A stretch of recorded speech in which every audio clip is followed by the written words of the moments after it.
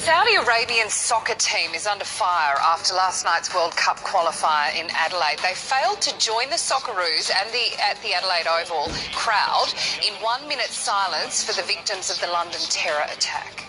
We are going to pause just for a moment to remember the two young Australian women who so tragically lost their lives in the recent terror attacks in London. Now, instead, the Saudi players walked to their positions on the field, began warming up. One bloke there in the middle even was doing up his shoelaces during this minute's silence. How disrespectful. This is a hot topic this morning. Let's bring in the Herald Sun, Susie O'Brien in Melbourne, and Chris Smith from 2GB and 4BC. Good morning to you both. Morning. Chris, I'm not going to be impartial here.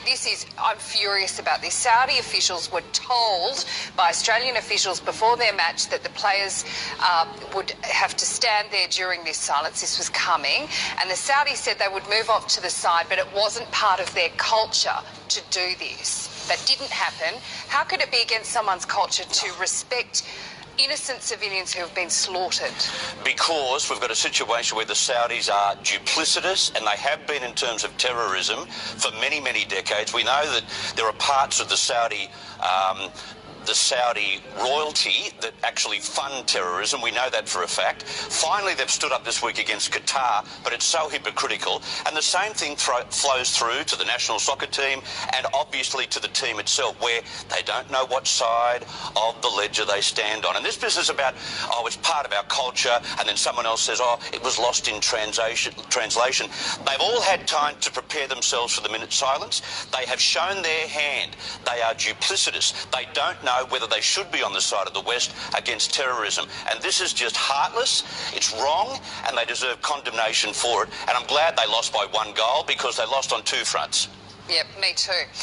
Susie, there's nothing cultural about this. And Nat made a really good point earlier.